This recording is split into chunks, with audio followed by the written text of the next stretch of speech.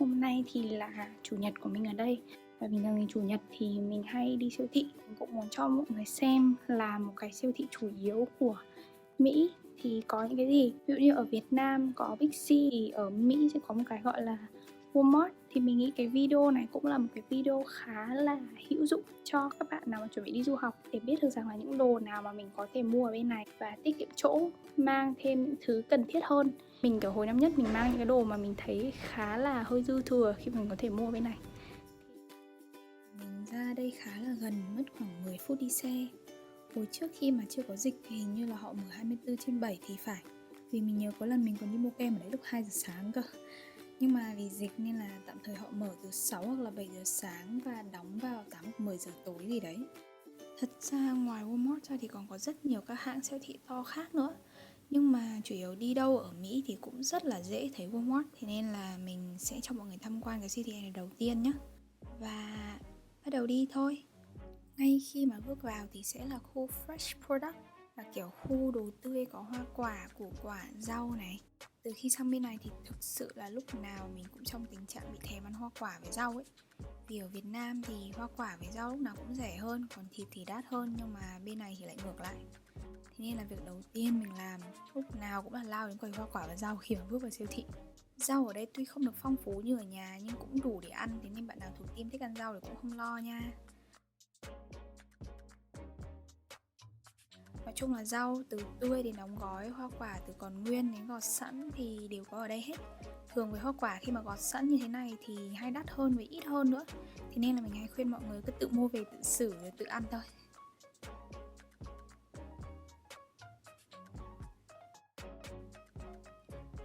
Sau khi mà mua hoa quả và rau củ xong thì sẽ đến quầy thịt.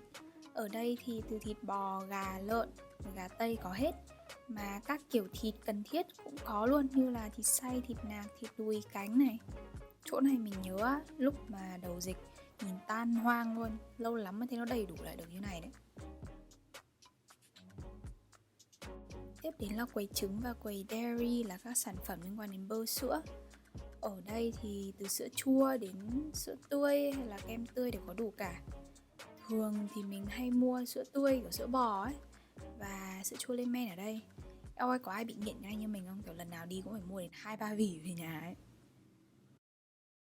Tủ này thì chứa cà phê pha sẵn, kem tươi, sữa tươi các loại này.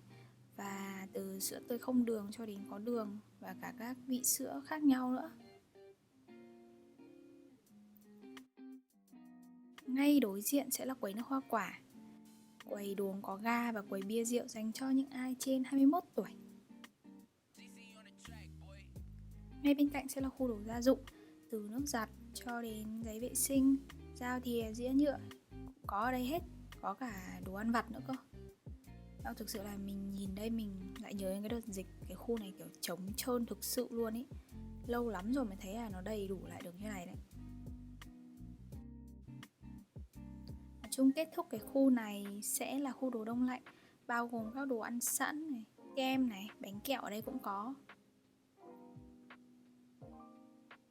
Mình là một con cuồng cheesecake nên là lúc nào mình cũng phải mua ít nhất một hộp về mỗi khi đến đây.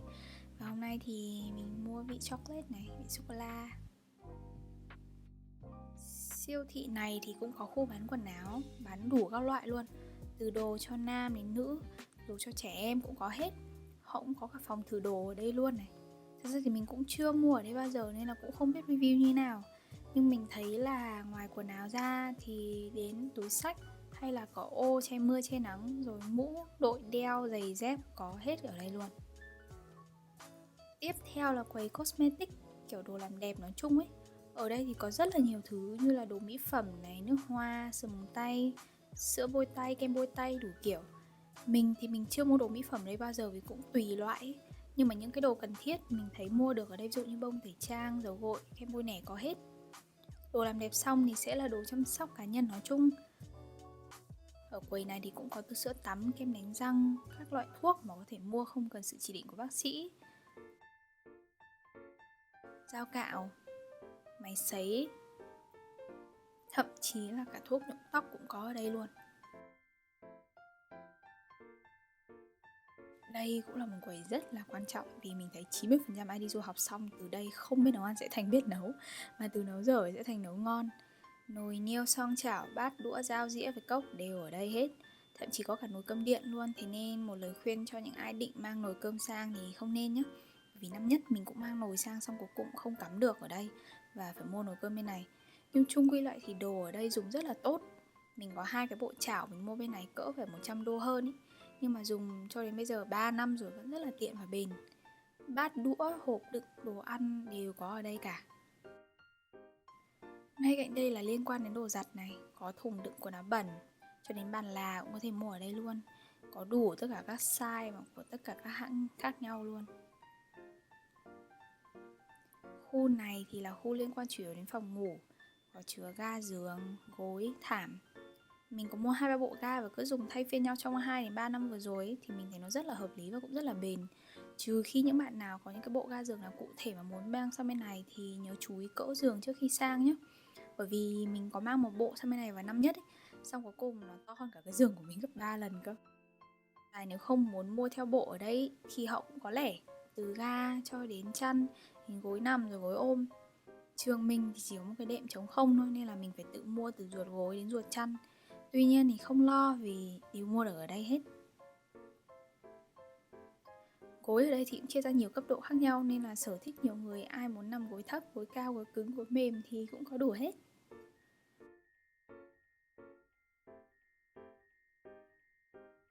Chung quy lại thì mọi người cứ tìm cái đồ này ở cái khu home nhé.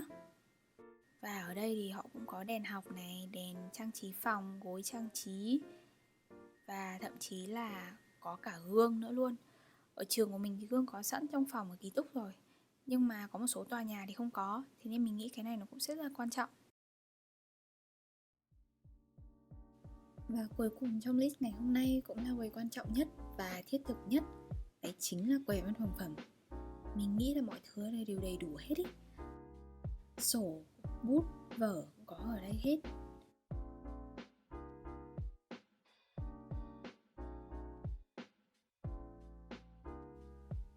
Ở đây thì họ cũng làm rất là nhiều các cái design khác nhau nữa, thế nên là mọi người tha hồ mà chọn.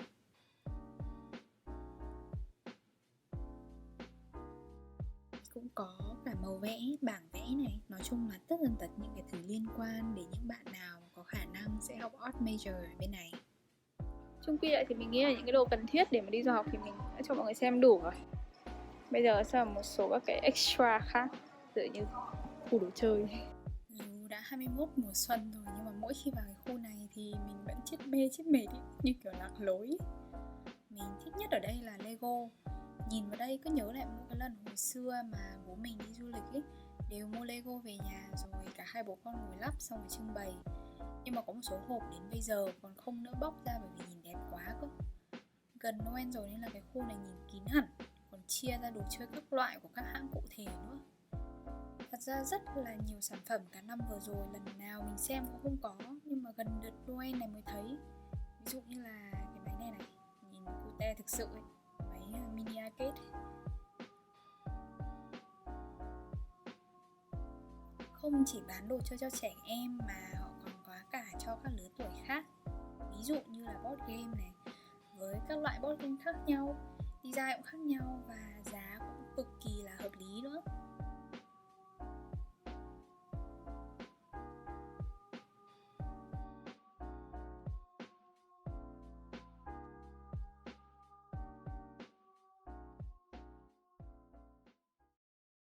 Cách đây thì là quầy entertainment, gọi là quầy giải trí thư giãn, cũng như chắc là quầy điện tử nói chung.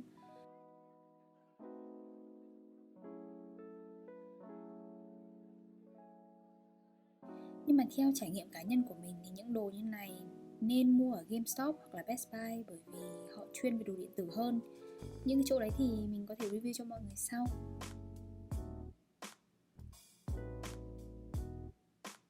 Có một cái này khá là buồn cười, đây là một ví dụ của đồ mini và đồ không mini.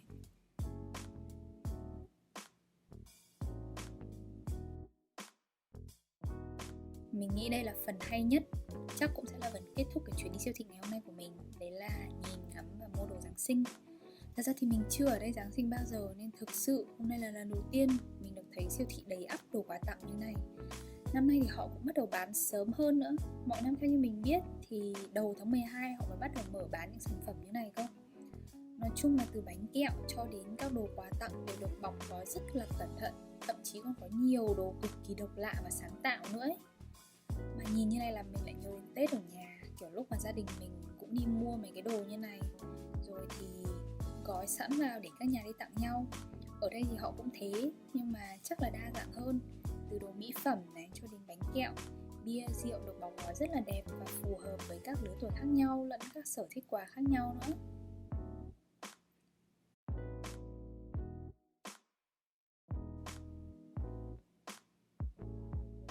Thực sự luôn, mà nhìn cái gì cũng muốn mua ấy.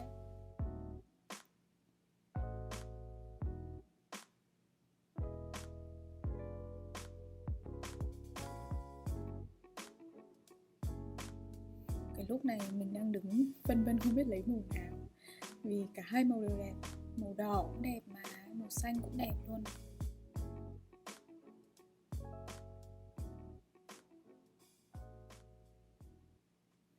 Để biết thời điểm nào đang có ngày lễ nào ở đây ấy, thì cứ nhìn cái khu holiday section này là ra ngay.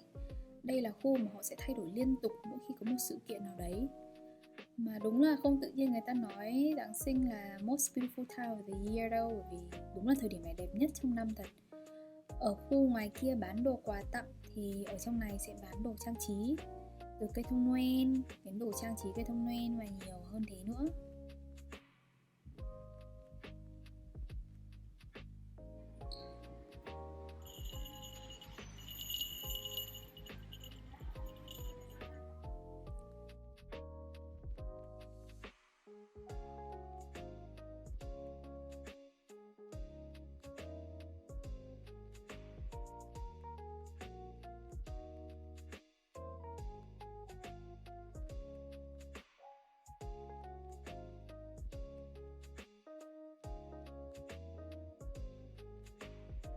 Chủ yếu là hôm nay ngoài đi mua đồ thực phẩm ra này thì mình có mua đồ Noel để tặng cho các thầy cô giáo và đồ dùng cho kỳ nghỉ đông sắp tới của mình.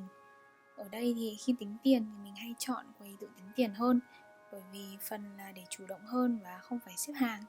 Họ cũng có camera xung quanh để tiện hỗ trợ khi cần nữa. Và thế là xong.